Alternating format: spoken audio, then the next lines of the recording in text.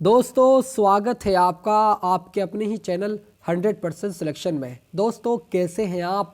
I hope आप बहुत अच्छे होंगे।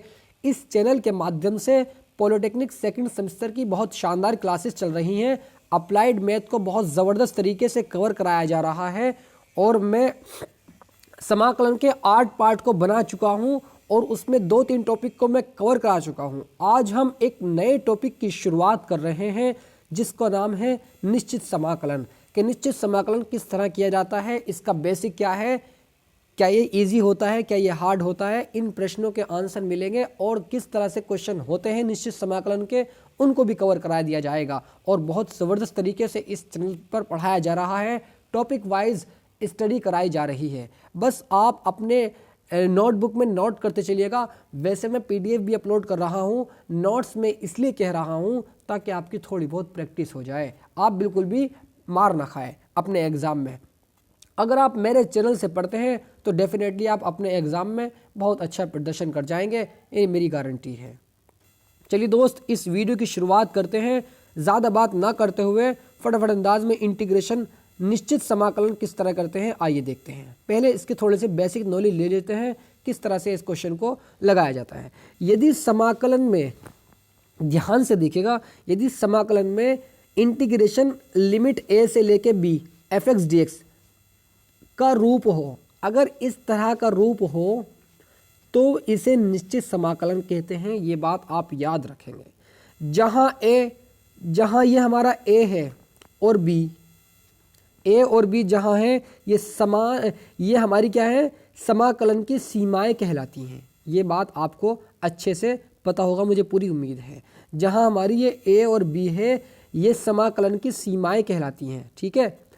और जहाँ हमारा a है वो हमारी लोअर लिमिट है, जहाँ हमारा b है वो हमारी अपर लिमिट है, ठीक है। इस बात को भी आप याद रखेंगे। अब दोस्त, जहाँ किसी फलन का समाकलन किन्हीं दो निश्चित सीमाओं के बीच, जब किसी फलन का समाकलन किन्हीं दो निश्चित सीमाओं के बीच किया जाता है तो उसे निश्चित समाकलन कहते हैं। इस बात को याद रखिएगा। आइए दोस्त, किस तरह से इसको लगाते हैं, इसको थोड़ा सा समझ लेते हैं।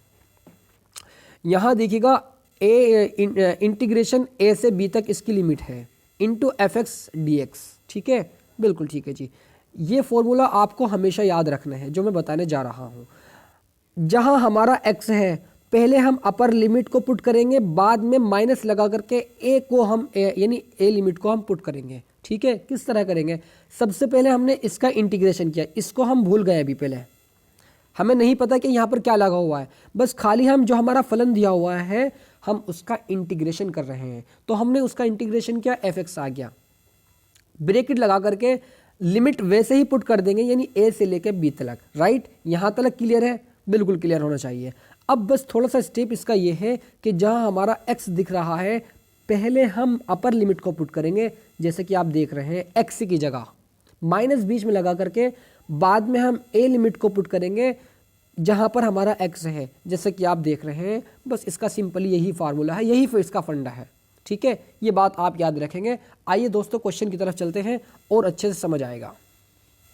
यहाँ देखिए दोस्त, इस क्वेश्चन में कहा गया है कि इंटीग्रेशन a से लेके b तक इसकी सीमा है, ठीक है, लिमिट है, इंटू x dx। इसका हमें इंटीग्रेशन करना है। किस तरह करते हैं, मैंने जैसे कि आपको अभी बताया है कि लिमिट को अभी भूल जाना है जब तक कि हम इसका इंटीग्रेशन ना कर लेते हैं, ठीक है। हम जानते हैं कि x का इंटीग्रेशन जब हम करते हैं तो x² होता है। आई होप आप बहुत अच्छे से इस बात को जानते होंगे, ठीक है।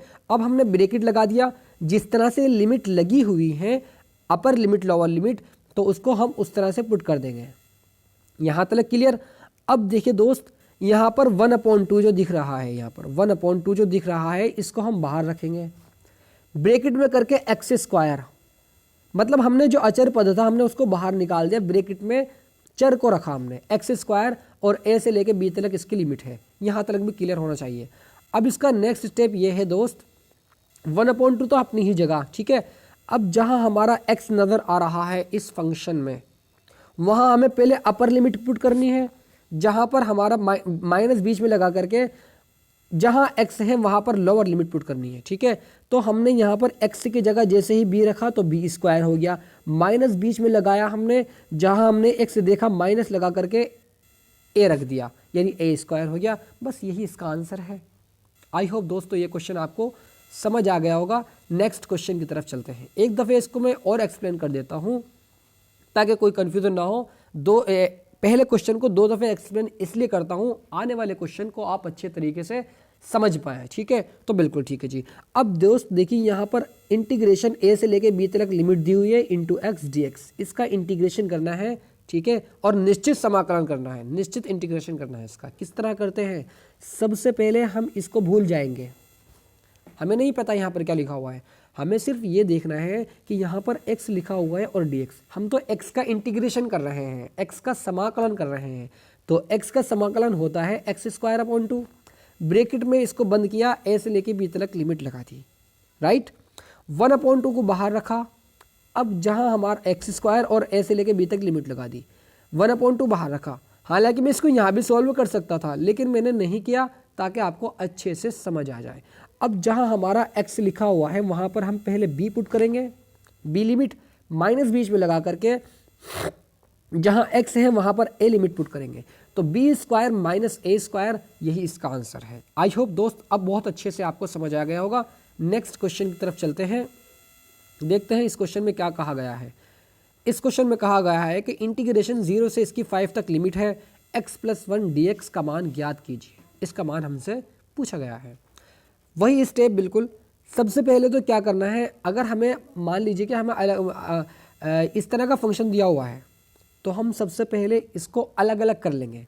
तो 0 से 5 तक लिमिट इसकी x into d x, right, बीच में प्लस लगा करके 0 से लेके 5 तक 1 इंटू डी एक्स। दोस्त बिल्कुल भी इस वीडियो को स्किप मत करना, वरना कुछ समझ आने वाला नहीं है, सही बता रहा हूँ। बिल्कुल कंसंट्रेशन से देखते हुए चलिएगा। अरे यार 30 मिनट की तो वीडियो है, अगर देख लेंगे तो आपके ही तो समझ आएगा, आपका ही तो फ़ायदा होएगा, मेरा इसमें कोई फ़ायदा नहीं होएगा। तो दोस्त बिल्कुल कंसंट्रेशन से देखते चलिएगा, फ्री ऑफ कॉस्ट स्टडी कराई जा रही है, बिल्कुल एकदम सही तरीके से एकदम स्टेप बाय स्टेप समझाया जा रहा है, ठीक है। तो बिल्कुल ठीक है। अगर कुछ बात समझ नहीं आती हो, कहीं भी दिक्कत होती हो, तो 9997574396 पर आप कॉल करके मुझसे कांटेक्ट कर सकते हैं। और दूसरी बात यह है कि मैंने डिस्क्रिप्शन में टेलीग्राम का लिंक दे दिया है, टेलीग्राम ज्वाइन कर लीजिए, क्योंकि उस पर मैं अपडेट करते रहता हूँ किस तरह से स्टडी करनी है, किस तरह से लेके चलना है, और ये वाली वीडियो को लिंक में शेयर करता रहता हूँ और पीडीएफ भी मिलेंगे उस पर आपको, ठीक है। तो बिल्कुल ठीक है जी, तो उसको ज्वाइन कर लीजिए। आइए दोस्तों क्वेश्चन की तरफ चलते हैं। सबसे पहले हमने इसको अलग किया, जैसे कि आप देख रहे हैं, अभी हम लिमिट को भूले पड़े हैं, ठीक है। इंटीग्रेशन जिस तरह किया करते थे वैसे ही हम इसका इंटीग्रेशन कर रहे हैं, ठीक है। अब थोड़ा सा इसको नीचे करता हूँ। यहाँ देखिए, जब हम इसका x का इंटीग्रेशन करते हैं लिमिट को भूलते हुए, तो एक्स स्क्वायर अपॉन 2, 0 से लेके 5 तक इसकी लिमिट प्लस बीच में लगा देंगे, ठीक है। अब इसका इंटीग्रेशन करेंगे 1 का, तो x हो जाएगा और ब्रैकेट लगा करके 0 से लेके 5 तक लिमिट, राइट, बिल्कुल राइट। अब यहाँ से 1/2 हमने बाहर रखा इस वाले पोर्शन में से, एक्स स्क्वायर बीच में रख करके, मतलब ब्रैकेट में 0 से 5 तक उसकी लिमिट लगाई, ठीक है, प्लस बीच में लगा करके ये वाला प्लस, ठीक है। तो बिल्कुल ठीक है जी। अब x 0 से लेके 5 तक अभी हमने इसको ऐसे ही रखा, 1/2 बाहर रखा, ये ब्रैकेट लगाना मैं भूल चुका हूँ, कोई बात नहीं, ब्रैकेट लगा ले रहा आप, कोई दिक्कत परेशानी नहीं इसमें। तो जहाँ हमारा x रखा हुआ है इस फंक्शन में, वहाँ हमें पहले अपर लिमिट पुट करनी है, तो हमने 5 का स्क्वायर किया, माइनस बीच में लगा करके लोअर लिमिट पुट करनी है। तो लोअर लिमिट हमारी 0 है, तो x की जगह 0 का स्क्वायर करेंगे तो 0 हो जाएगा, यानी वो ख़त्म ही हो जाएगा। नेक्स्ट स्टेप में उसको ख़त्म कर दिया गया है। 1/2, 5 का स्क्वायर होता है 25, माइनस 0 खत्म, प्लस के 5, यानी 25/2 प्लस 5। इसको अगर हम सॉल्व करेंगे, 5 दूनी 10, 25 और 10 35, 35/2 इसका करेक्ट आंसर हो जाएगा। आइए दोस्तों नेक्स्ट क्वेश्चन की तरफ चलते हैं। इंटीग्रेशन 2 से 3 तक इसकी लिमिट है, एक्स स्क्वायर डी एक्स का मान ज्ञात कीजिए। सबसे पहले वही काम, इसका इंटीग्रेशन करते हैं। तो x³/3, 2 से लेकर 3 तक इसकी लिमिट आ गई, दी हुई है हमें, ठीक है। अब हमने यहाँ से 1/3 को बाहर निकाला, 1/3 देख रहे हैं जैसे आप, x³ को अंदर रखा, 2 से 3 तक इसकी लिमिट दी हुई है हमें, ठीक है, बिल्कुल ठीक है जी। 1/3 बाहर रखा। जैसे कि मैंने आपको अभी बताया है कि अपर लिमिट पहले लगाते हैं, लोअर लिमिट बाद में लगाते हैं। तो 3 का क्यूब माइनस के 2 का क्यूब, राइट, तो बिल्कुल राइट जी। 1/3 बाहर, ये रखा 1/3 बाहर। 3 का क्यूब कितना होता है? 27 होता है। माइनस कर देंगे 8, ठीक है। तो 27 माइनस 8 कितना बचेगा? 19 बचेगा। 19/3 यानी 19/3 इसका करेक्ट आंसर हो जाएगा। बहुत इजी क्वेश्चन है यार, बहुत इजी है यार सच में। अगर आप कंसंट्रेशन से पढ़ते हुए चलते हैं ना तो आप डेफिनेटली बहुत अच्छे तरीके से इस टॉपिक को कवर कर सकते हैं, ठीक है। तो बिल्कुल ठीक है जी। नेक्स्ट क्वेश्चन की तरफ चलते हैं और इस क्वेश्चन में कहा गया है कि इंटीग्रेशन 1 से लेके 4 तक लिमिट है x² - x dx, राइट, ठीक है जी। अब सबसे पहले हमने देखा कि ये हमारा अलग अलग करके इसका समाकलन हो जाएगा। तो सबसे पहले हमने इसको अलग किया, राइट। अलग करने के पश्चात इसका इंटीग्रेशन किया लिमिट को ना देखते हुए, ठीक है। x² का इंटीग्रेशन x³/3 होता है। ब्रैकेट क्लोज करके 1 से लेके 4 तक इसकी लिमिट लगा दी, राइट। माइनस बीच में लगाया। अब इस x का इंटीग्रेशन किया तो x²/2 1 से लेके 4 तक इसकी लिमिट हो जाएगी, राइट, तो बिल्कुल राइट जी। अब यहाँ से 1/3 हमने बाहर निकाल कर रखा है, जैसे कि देख रहे हैं आप। बचा हमारा x³। इस x³ में पहले हम 4 को पुट करेंगे, माइनस बीच में लगा करके 1 को पुट करेंगे। तो 4 का क्यूब माइनस के 1 का क्यूब, राइट। एक स्टेप को चुरा लिया है लेकिन आपको यहाँ से समझना है अच्छे से, ठीक है। माइनस बीच में लगा करके 1/2 बाहर रखेंगे, ठीक है। ये वाला 1/2 को 1, ये वाला 1 है, ठीक है। 1/2 को बाहर रखेंगे। अब इस x² की जगह पहले हम अपर लिमिट को पुट करेंगे, यानी 4 का स्क्वायर माइनस के 1 का स्क्वायर यहाँ पर आपको। उसके बाद इसको सॉल्व कर देना है। अरे भाई 4 का क्यूब कितना होता है? सर 4 का क्यूब 64 होता है। 64 में से 1 का क्यूब तो 1 ही होता है, माइनस 1 कर देंगे तो 63 बचेगा, यानी 63/3 बचेगा, राइट। माइनस बीच में लगा करके अब 1/2 तो हमारा ऐसे ही रखेगा। 4 का स्क्वायर 16 माइनस 1 करेंगे तो क्या हो जाएगा? 15, यानी 1/2 × 15 63/3 माइनस के 15/2। इसको सॉल्व कर लेंगे। 3 दूनी 6 इसका एलसीएम आ जाएगा। 2 की मल्टीप्लाई यानी 2 × 6 का 6, 2 × 6 का 6 और 2 × 6 12। तो 126 माइनस के 3 × 5 = 15 का 5 हासिल लगाए, 3 कम 3 यानी 45 आ जाएगा बाई 6, यानी 126 में जब हम 45 को माइनस करेंगे यानी 81/6 इसका करेक्ट आंसर हो जाएगा। नेक्स्ट क्वेश्चन की तरफ चलते हैं। आइए इस क्वेश्चन को देखते हैं। इंटीग्रेशन -1 से लेकर 1 तक इसकी लिमिट दी हुई है, e⁻x dx। इसको सॉल्व करना है। वही यार, वही इसका स्टेप है। तो e⁻x का इंटीग्रेशन तो e⁻x ही होता है। -1 से 1 तक इसकी लिमिट है। वही स्टेप e⁻x, मतलब जहां हमारा x है वहां पर हम पहले अपर लिमिट पुट करेंगे, माइनस बीच में लगा करके जहां हमारा x है वहां पर हम -1 पुट करेंगे, यानी e⁻1 माइनस e⁻−1। अब इस e⁻−1 को हम e−1/e लिख सकते हैं, ठीक है। यही इसका आंसर है। नेक्स्ट क्वेश्चन की तरफ चलते हैं। ये सारे क्वेश्चन आपको बहुत अच्छे से समझ आ रहे होंगे, पूरी उम्मीद है मुझे, ठीक है। अब दोस्त यहाँ देखिएगा, बस आपको मेहनत से पढ़ते रहिएगा, आने वाले टाइम में अच्छा ही कुछ होगा, ठीक है। तो बिल्कुल ठीक है जी। अब यहाँ देखिए इंटीग्रेशन 0 से लेकर π/2 तक इसकी लिमिट दी हुई है। cos x dx का समाकलन कीजिए और निश्चित समाकलन कीजिए, ठीक है। क्योंकि हमें लिमिट से ये पता लग रहा है कि ये निश्चित समाकलन हमें इसका करना है, राइट, बिल्कुल राइट जी।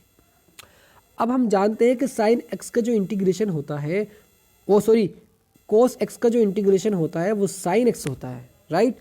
अब साइन x हमने इंटीग्रेशन किया, ब्रैकेट लगा करके 0 से लेकर π/2 तक इसकी सीमाएं लगा दी जैसे कि दी हुई है। अब यहाँ से x की जगह पहले हम π/2 यानी अपर लिमिट माइनस बीच में लगा करके x की जगह 0 पुट कर देंगे, यानी साइन π/2 माइनस साइन 0। साइन π/2 यानी साइन 90 का मान होता है 1 और साइन 0 का मान होता है 0, यानी यहाँ से लेके यहाँ तक पोर्शन ही हमारा खत्म हो जाएगा। बचेगा हमारा साइन π/2 जिसका मान होता है 1। यही इसका आंसर है। नेक्स्ट क्वेश्चन की तरफ चलते हैं। इंटीग्रेशन 1 से लेकर 2 तक इसकी लिमिट दी हुई है 1/x dx। log x हम जानते हैं कि 1/x का जो इंटीग्रेशन होता है वो log x होता है। 1 से लेकर इसकी 2 तक लिमिट है। पहले है x की जगह अपर लिमिट, बाद में x की जगह लोअर लिमिट, बीच में माइनस लगा करके, तो log 2 माइनस के log 1, राइट, बिल्कुल राइट जी। अब log 1 का मान तो होता है 0, यानी यहाँ से लेके यहाँ तक ये खत्म हो जाएगा, बचेगा log 2। यही इसका आंसर है, राइट। कितने इजी क्वेश्चन है यार, वेरी इजी। अब यहाँ देखिएगा इंटीग्रेशन 0 से लेके π/2 sec square x D x, ठीक है। हम जानते हैं कि sec square x D x का इंटीग्रेशन जब हम करते हैं तो 10x होता है। 0 से लेके π/2 तक इसकी लिमिट दी हुई है। अब x की जगह पहले हम अपर लिमिट 10 π/2 माइनस बीच में लगा करके x की जगह 0 रखेंगे, यानी -10 0, ठीक है। तो बिल्कुल ठीक है जी। अब हम जानते हैं कि 10 90 का मान जो होता है वो अनंत होता है, तो अनंत माइनस बीच में लगा करके 10 0 का मान 0, यानी अनंत इसका आंसर हो जाएगा, इनफिनिट, ठीक है। नेक्स्ट क्वेश्चन की तरफ, इंटीग्रेशन 0 से लेके π/2 sin x dx, राइट। अब हम जानते हैं कि sin x का इंटीग्रेशन क्या होता है, माइनस cos x होता है। तो माइनस cos x 0 से लेके π/2 तक इसकी लिमिट है। इस माइनस को बाहर रखेंगे, क्यों रखेंगे?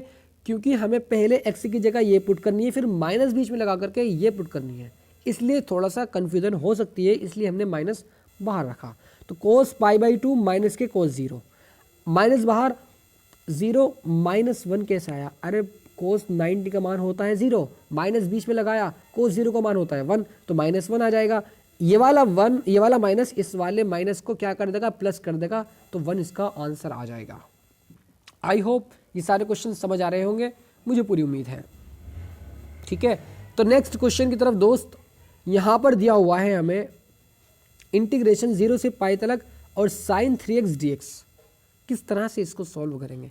sin 3a का फॉर्मूला मत खोल देना, बिल्कुल ध्यान रखना, कभी sin 3a का फॉर्मूला खोल करके उसको सॉल्व कर रहे हो, ये आप गलती कर सकते हैं, इसलिए मैंने आपको बताया है पहले। लेकिन जब मैं पढ़ा रहा हूँ तो आप गलती के चांस ही नहीं उठते हैं, ठीक है। तो यहाँ देखिए साइन, इसको x माना, इसको 3x को x मानते हुए, अभी लिमिट को हमें मद्देनजर नहीं रखनी है, अभी इस पर नज़र नहीं रखनी है, वह खाली इसको साइन और इसको x मानते हुए। तो साइन x का इंटीग्रेशन क्या होता है सर? cos x होता है।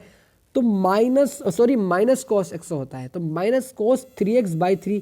अब ये नीचे 3 क्यों आया? अरे सर हम इंटीग्रेशन कर रहे हैं और जो x के गुणांक में होता है तो वो उसको नीचे लिख देते हैं हम, ठीक है। तो बिल्कुल ठीक है जी। माइनस cos 3x/3 ब्रैकेट लगा करके जो हमें लिमिट दी हुई है 0 से पाई तक, इसकी लिमिट लगा देंगे। माइनस के 1/3 हम यहाँ से बाहर निकाल कर रखेंगे। अब हम इसकी लिमिट को पुट करेंगे, यानी x की जगह पहले हम पाई को लिखेंगे, माइनस बीच में लगा करके x की जगह 0 रखेंगे। cos 3 पाई माइनस के cos 3 × 0, राइट। तो राइट जी। अब इसका नेक्स्ट स्टेप क्या होता है कि -1/3 तो बाहर ही है, जब हम पाई की मल्टीप्लाई 3 से करेंगे तो cos कितना आ जाएगा? cos 540 हो जाएगा, माइनस cos 0, क्योंकि पाई × 0 तो cos 0 हो जाएगा, 3 × 0 तो cos 0 हो जाएगा, राइट। -1/3। अब हम इस 540 को लिख सकते हैं 360 × 1 + 180। अरे सर बिल्कुल लिख सकते हैं, लेकिन याद ये रखना है कि 360 में चेंजिंग नहीं होता, 180 और 360 में नो चेंज होता है, 90 और 270 में चेंज होता है। जैसे कि आप अभी देखेंगे कि cos 360 × 1, यानी इसकी मल्टीप्लाई 1 से करेंगे तो 360 ही आ जाएगा, प्लस 180 करेंगे तो 540 ही आ जाएगा। इसको हम इस तरह से तोड़ते हैं, राइट। अब cos 0 का मान होता है 1, तो -1 लिख दिया, यहाँ तक क्लियर है। -1/3।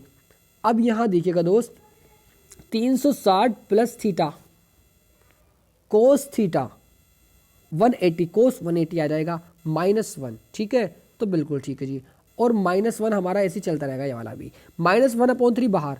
अब इसको 180 को हम लिख सकते हैं cos 90 + 90, और -1 ऐसे ही चलता रहेगा। अरे 180 को लिख सकते हैं ना, बिल्कुल लिख सकते हैं, -1 ऐसे ही, -1/3। अब नेक्स्ट स्टेप में, अब यहाँ देखिएगा 90 में चेंज होता है, तो cos 90 + 90 क्या होता है?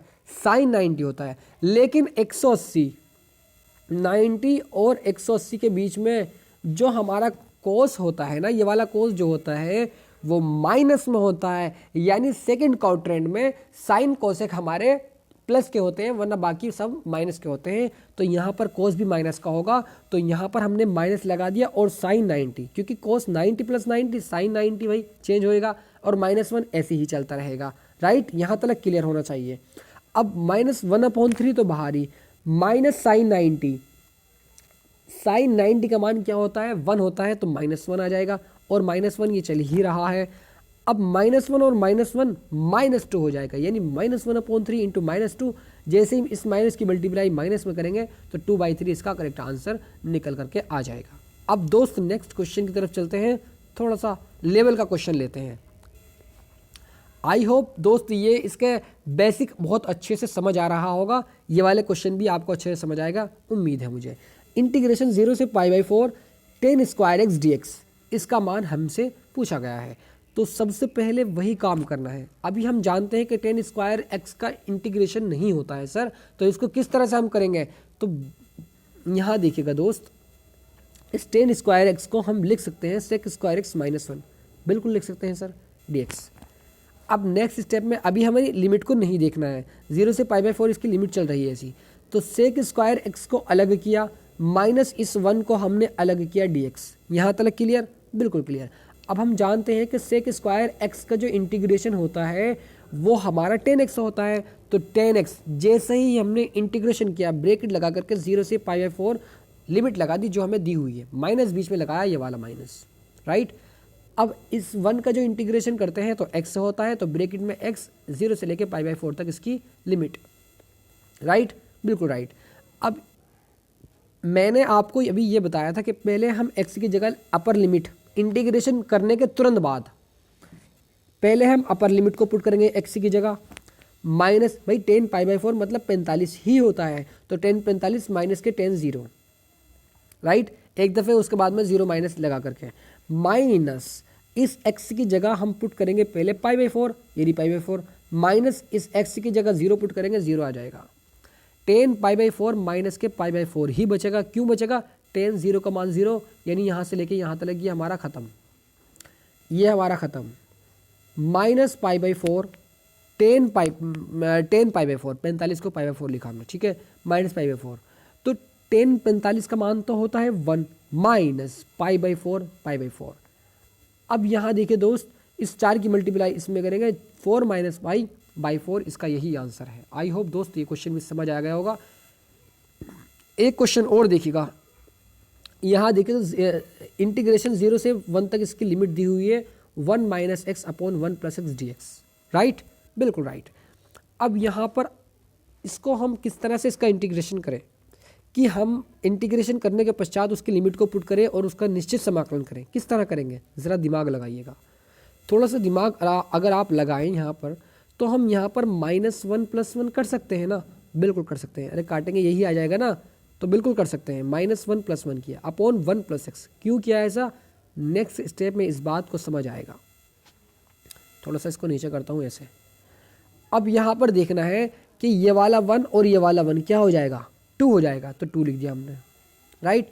अब इस वाले फंक्शन में से जैसे ही हम माइनस को कॉमन लेंगे, ये ले लिया माइनस कॉमन, राइट, तो अंदर x + 1 बचेगा, जैसे कि आप देख रहे हैं x + 1 into dx upon x + 1, right.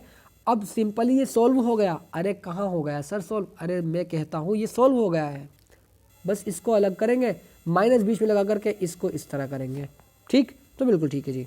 तो हमने 0 से 1 तक इसकी लिमिट को लगाते गए, 2 अपॉन x + 1 dx, माइनस के 0 से 1 तक इसकी इंटीग्रेशन मतलब लिमिट, और x + 1/x + 1 dx, राइट, बिल्कुल राइट। अब 2 हमारा अचर है, इसको बाहर रखेंगे, इसका इंटीग्रेशन करेंगे 1 अपॉन x + 1 का। हम जानते हैं कि 1 अपॉन x + 1 का इंटीग्रेशन क्या होता है भाई, 2 0 से 1 तक इसकी लिमिट 1 अपॉन 1 x + 1 dx, इसको बाहर रखा अभी हमने, माइनस के 0 से लेके 1 तक 1 dx, राइट, 2। अब इसका इंटीग्रेशन जो होता है हमारा log x + 1 होता है, लिमिट 0 से 1 तक, इंटीग्रेशन के तुरंत बाद लिमिट लगानी है, ठीक है, माइनस इसका इंटीग्रेशन x होता है 0 से 1 तक इसकी लिमिट, 2 बाहर हमारा ऐसी ही, x की जगह पहले हम अपर लिमिट पुट करेंगे, माइनस बीच में लगा करके x की जगह फिर हम 0 पुट करेंगे, तो 1 + 1 माइनस के log 0 + 1, राइट, माइनस ये वाला बीच में जैसे कि आप देख रहे हैं, ठीक है। अब यहाँ पर x की जगह पहले हमने अपर लिमिट 1 माइनस फिर 0 0 आ जाएगा। अब तो अच्छे से ये बात समझ आ रही होगी और आप महारत हासिल कर चुके होंगे निश्चित समाकलन में, मुझे उम्मीद है, ठीक है। अब यहाँ देखिए 2 हमारा ऐसे ही चलता रहेगा, इस 2 का मान क्या होता है, log 2 माइनस log 1। हम जानते हैं कि log 1 का मान क्या होता है, अरे ज़रा सर कमेंट में बताइए क्या होता है, 0 होता है। तो log 1 तो हमारा यहाँ से ख़त्म कर दिया जाएगा, बचेगा हमारा -1, ये वाला 0 भी हमारा ख़त्म हो जाएगा, -1 बचेगा। क्या हम इसको इस तरह लिख सकते हैं कि log के नेम एक ही होता है कि log m की पावर n को हम लिख सकते हैं n log m, तो हम इसको इस तरह भी लिख सकते हैं, ठीक है, तो बिल्कुल लिख सकते हैं जी सर। तो हमने यहाँ पर क्या काम किया, इस 2 को उठा करके इस 2 के स्क्वायर लगा दिया, यानी log 2 का स्क्वायर -1, ये तो ख़त्म हो गया, ये वाला 1 आ गया अब, ठीक है, बिल्कुल ठीक है जी। यहाँ पर एक बात ध्यान ये रखनी थी, हाँ सही है सही है सही है सही है, ठीक है ठीक है। अब यहाँ देखिए 2 का स्क्वायर कितना होता है, log 4 -1, राइट, बस यही इसका आंसर है। आई होप दोस्त ये क्वेश्चन भी आपको समझ आ गया होगा। नेक्स्ट क्वेश्चन की तरफ चलते हैं। इस क्वेश्चन को थोड़ा सा मैं एक्सप्लेन करता हूँ सही तरीके से कि थोड़ा सा डिफरेंट क्वेश्चन, मतलब जब हम प्रतिस्थापन विधि द्वारा से इसको लगा करके मान करके जब हम सॉल्व करते हैं तो वो प्रतिस्थापन समाकलन होता है, ठीक है। तो अभी अगर हम यहाँ पर इस तरह का प्रश्न देखने को मिले आपको अपने एग्जाम में, इंटीग्रेशन 0 से 1 तक इसकी लिमिट दी हुई है, लिमिट भी दी हुई है e⁻x cos e⁻x dx का मान ज्ञात कीजिए। सबसे पहले अगर हम e⁻x को t मान लें तो e⁻x t हो जाएगा, राइट। अब हम क्या काम किया करते थे, उसमें मान करके उसका डिफरेंशिएट किया करते थे, मतलब इस वाले जो निश्चित समाकलन है इसमें प्रतिस्थापन भी समाकलन हो रहा है, डिफरेंशियल भी हो रहा है, इंटीग्रेशन भी हो रहा है, पता ना क्या क्या इसमें हो रहा है। लेकिन लेकिन लेकिन आपको अपना नेम याद रखना है, अपना कॉन्सेप्ट क्लियर करना है, ठीक है। तो बिल्कुल ठीक है, अगर आपका कॉन्सेप्ट क्लियर है तो बिल्कुल आप इस क्वेश्चन को सॉल्व कर जाएंगे जिस तरह से मैं कर रहा हूँ। e⁻x को t माना, इसका डिफरेंशिएट किया, e⁻x का डिफरेंशिएट e⁻x ही होता है, क्योंकि हम x के रेस्पेक्ट में कर रहे हैं तो dt/dx। अब यहाँ से t की वैल्यू निकालेंगे dt की, तो dt e⁻x dx। यहाँ तक क्लियर। अब आपको यहाँ पर एक बात याद रखनी है कि जब भी हम मान करके यानी प्रतिस्थापन द्वारा से समाकलन करते हैं तो यहाँ पर लिमिट भी चेंज होती है। अरे सर ये क्या बता दिया, हमारे तो समझ ही नहीं आने गया। अरे बिल्कुल आएगा समझ, कैसा आएगा बताता हूँ। 0 से 1 तक इसकी लिमिट दी हुई है, प्रतिस्थापन द्वारा मान करके इसको हम सॉल्व कर रहे हैं तो लिमिट भी यहाँ चेंज होगी। जहाँ x इजिकल टू 0, भाई एक दफ़ा हम ये वाली लिमिट पुट करेंगे, एक दफ़ा ये वाली करेंगे, तो अभी हम यहाँ पर ये कर रहे हैं, तो x इजिकल टू 0, तो t का मान यहाँ पर जैसे ही हम x की जगह पुट करते हैं 0, जैसे हम t इजिकल टू e⁻0 यानी 0 पुट करते हैं x की जगह, तो क्या आ जाएगा कि अगर किसी की पावर 0 होती है तो उसका मान 1 होता है, यानी t इजिकल टू 1 आ जाएगा। अगर x इजिकल टू हम 1 पुट कर रहे हैं, x इजिकल टू हम 1 पुट कर रहे हैं, x इजिकल टू 1, तो इस x की जगह जैसे हम 1 पुट करेंगे तो t इजिकल टू e⁻1, ठीक है, तो यानी e ही हो जाएगा, राइट। तो यहाँ तक आपको क्लियर होना चाहिए। एक दफ़ा और बताता हूँ, कभी भी आपको इस तरह का प्रश्न मिले, मतलब उसको मान करके सॉल्व करें आप, तो उसमें लिमिट भी चेंज होती है। किस तरह चेंज होती है, जहाँ हमारा x है वहाँ पर हम पहले t इजिकल टू 0 पुट करेंगे। भाई जहाँ x इजिकल टू 0 है तो t की जगह हम 0 जैसे ही पुट करेंगे, t की जगह 0 जैसे हम x की जगह जैसे हम 0 पुट करेंगे तो t इजिकल टू 1 आ जाएगा, और x इजिकल टू 1 ये वाला पुट करेंगे तो t इजिकल टू e⁻1 आ जाएगा, यानी e ही आ जाएगा, राइट। यहाँ तक क्लियर होना चाहिए। अब थोड़ा सा स्टेप इसका आगे ये है कि अब हमारी क्या हो चुकी है, लिमिट हमारी बदल चुकी है, यानी हमारा 0 की जगह तो आ गया 1, और इस 1 की जगह आ गया हमारा e⁻1, तो 1 से लेके e तक इसकी हमारी क्या हो गई, 1 से लेके e तक हमारी इसकी लिमिट हो गई। अब बात आती है यहाँ पर कोस, यहाँ पर देखिएगा इस सर्किल में क्या दिख रहा है आपका, सर्किल नहीं है वैसे ही है डब्बा, e⁻x dx।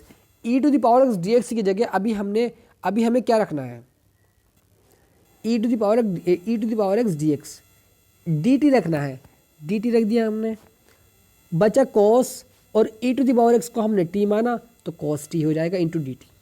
हम जानते हैं कि cos t का इंटीग्रेशन जो होता है वो sin t होता है, बस नॉर्मल साइन टी ही होता है। तो साइन टी और इसकी लिमिट 1 से लेके ई तक हो जाएगी, लिमिट चेंज हो चुकी है। अब नॉर्मली वही बात भाई, साइन टी की जगह पहले हम पुट करते हैं ई, जैसे कि आप देख रहे हैं टी की जगह पहले हम टी पुट करेंगे तो साइन ई, माइनस बीच में लगा करके फिर 1 पुट करेंगे यानी sign 1।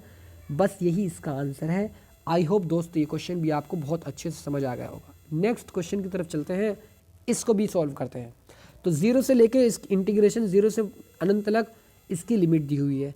Sign tan inverse X upon 1 plus X square D X. मान लेते हैं कि टेन इनवर्स एक्स को टी, यहाँ पर भी हम प्रतिस्थापन द्वारा इसका समाकलन कर रहे हैं, उसके बाद हम इसका निश्चित समाकलन करेंगे। ठीक है, बिल्कुल ठीक है जी।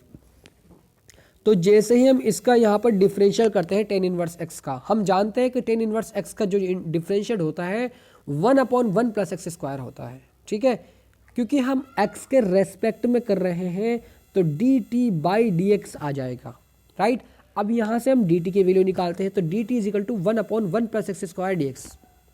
यहाँ तक क्लियर। उसके बाद आपको जो स्टेप फॉलो करना है, जहाँ हमारा x इज इक्वल टू 0 है, जब हमारा x इज इक्वल टू 0 है यानी एक दफ़ा हम x इज इक्वल टू 0 रखेंगे और एक दफ़ा हम x इज इक्वल टू अनंत रखेंगे।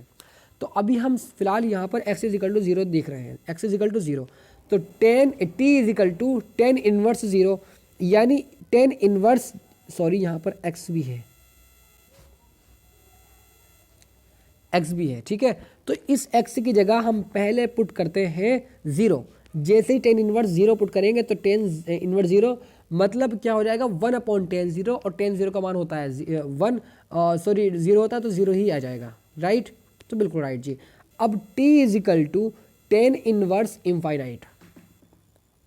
अब हम x इज इक्वल टू अनंत पर पुट कर रहे हैं तो t is equal to 10 inverse अनंत। हम जानते हैं कि 10 इनवर्स अनंत का जो मान होता है वो 90 होता है यानी π/2 आ जाएगा। यहाँ तक क्लियर होना चाहिए। अब इसकी लिमिट जो बन चुकी है वो 0 से लेके π/2 तक बन चुकी है। राइट, तो आइए नेक्स्ट स्टेप इसका इंटीग्रेशन 0 से π/2। साइन टी कैसे आया, आइए ये भी दिखाता हूँ। यहाँ देखिएगा 1/1 plus X square D x, 1/1 plus X square D x की जगह हमने dt रख दिया। अब इस 10 इनवर्स को हमने t माना तो 10 इनवर्स को हमने t मान लिया, ये रहा। तो साइन t और dt, राइट, तो बिल्कुल ठीक।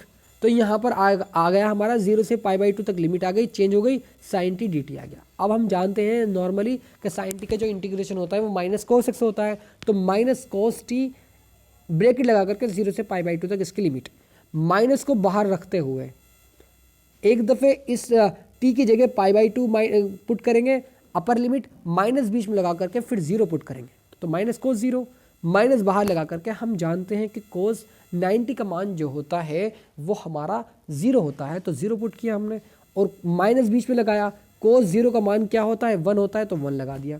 अब जब -1 की मल्टीप्लाई माइनस से होगी तो प्लस हो जाएगा यानी 1 इसका आंसर आ जाएगा। दोस्तों मुझे पूरी उम्मीद है कि ये सारे क्वेश्चन आपको बहुत अच्छे से समझ आए होंगे। बस अपनी तैयारी को कंटिन्यू रखिएगा, मुझे पूरी उम्मीद रहेगी कि आपको आप अपने एग्ज़ाम में बहुत अच्छा प्रदर्शन कर जाएंगे।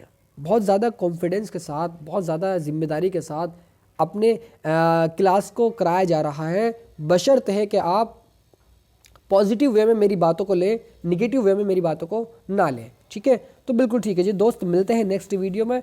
और इसके बाद जो वीडियो आएगी उसमें और अच्छे तरीके से उन क्वेश्चन को, अभी तो मैंने आपकी प्रैक्टिस कराई है और किस किस तरह से इसका बेसिक बताया है, अब वे क्वेश्चन बताए जाएंगे जो इस बेसिक की वजह से उन क्वेश्चन को आप सॉल्व कर सकते हैं, जो बहुत ज़्यादा इम्पोर्टेंट भी हैं।